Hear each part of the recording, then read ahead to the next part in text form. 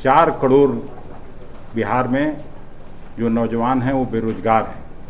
इस देश में सबसे ज़्यादा बेरोजगारी कोई एक स्टेट में है तो वो बिहार है। बिहार का मजाक ही उड़ाया जा रहा है ना। किस परिस्थिति में नीतीश कुमार जी हैं, हम उन पर कोई पर्सनल टीका टिप्पणी नहीं करना चाहते हैं, लेकिन एक स्थिति ऐसी आती है कि आपके परिवार में भी मान लीजिए वो अपना बात भूलने लगे तो उनका मलिकाओं छीन के नए लोगों को बैठाया जाता है। यहाँ पूरा स्टेट को ही ऐसे दे दिया गया है। कांग्रेस के बड़े नेता, कदावर नेता भिन्न भिन्न जिलों में गए हैं। उसी कार्यक्रम के तहत मैं भी आया। सबसे पहले तो मैं बात यहाँ से शुरू करूँगा कि आदरणीय राहुल गांधी जी जो कांग्रेस पार्टी के सर्वमान्य नेता हैं, लोकसभा में विरोधी दल के नेता हैं, उनका कार्यक्रम प्रस्तावित था दरभंगा में, जिसका परमिशन भारतीय जनता पार्टी और नीतीश जी की सरकार ने अंतिम समय में रोक दिया। उसकी हम लोग घोर भर्त्सना करते हैं, क्योंकि यहाँ डेमोक्रेसी है, चुनी हुई सरकार है, और कोई भी अगर किसी से संवाद करना चाहे दलित वर्ग के बच्चों से, पिछड़े वर्ग के छात्रों से, तो उस पर रुकावट नहीं होनी चाहिए। और ऐसा करके भारतीय जनता पार्टी और डबल इंजन की सो कॉल्ड सरकार ने प्रजातंत्र, जमहूरियत और संविधान का अवहेलना किया है। इसकी हम लोग घोर निंदा करते हैं कि बिहार जिस दौर से गुजर रहा है, यहाँ सबसे ज़्यादा पलायन अगर किसी एक राज्य से हो रहा है तो बिहार के लोगों का हो रहा है।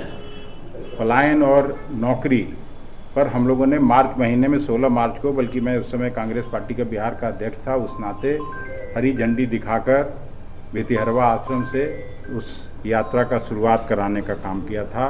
और यूथ कांग्रेस और NSUI के लड़कों ने वो यात्रा की थी 15-20 जिलों में, आप सभी को याद होगा।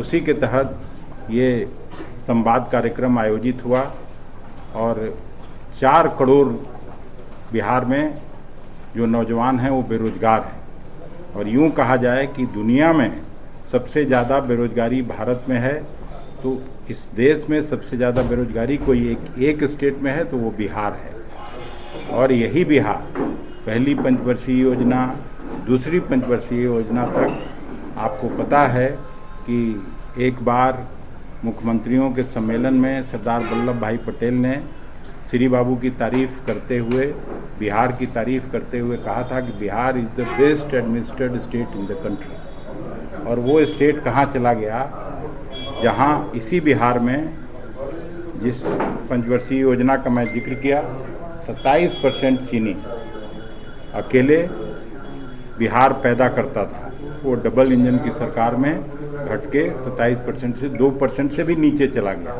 और प्रायः पूर्वी चंपारण में कोई चीनी मिल के चिमनी से धुआं नहीं निकल रहा है। अगर मैं पुरानी बातों को याद कराऊं आप सबके सामने, 2014 के बाद 15 में जब चुनाव हो रहा था तो नरेंद्र मोदी जी प्रधानमंत्री के रूप में जब चुनाव प्रचार में आए थे तो उन्होंने कहा था मोतिहारी चीनी मिल के बारे में कि मैं अगली बार जब हम लोगों की सरकार बनेगी और मैं आऊँगा तो इसी बंद चीनी मिल के चिमनी से धुआं भी निकलेगा और इसी चीनी मिल के चीनी से हम आपके साथ बैठकर चाय पिएंगे। लेकिन 11 साल के बाद आज मिल की वही स्थिति वही है, किसानों की स्थिति वही है और करोड़ों का नुकसान मिल मालिकों के द्वारा किसानों का हो गया, उसका कोई सुधि लेने वाला नहीं है। तो इस दौर में चूँकि 6-7 महीने बाद बिहार में चुनाव होने वाला है, हम आपके माध्यम से सभी से अपील करते हैं कि इस सरकार को बदलिए और जो वेलफेयर स्टेट की परिकल्पना पर हम लोगों का संविधान बना था, बाबा साहब अम्बेडकर ने भी उस समय कहा था 8,000 करोड़ रुपया SC ST के छात्रों का के लिए जो वेलफेयर के लिए आया था वो खर्च तक नहीं हुआ, उसका कुछ अता पता नहीं है।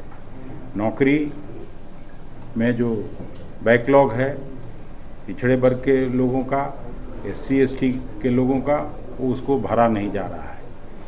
50% शिक्षकों का पद खाली है, उसको भरा नहीं जा रहा है। ये स्थिति है, इसलिए कांग्रेस पार्टी का सुविचारित मत है कि इस बार पलायन रोकने के सवाल को, रोजगार देने के सवाल को आगे करके हम लोग अपने मैनिफेस्टो में इस बात को ले आएंगे और उस आधार पर ये बड़ा इशू बने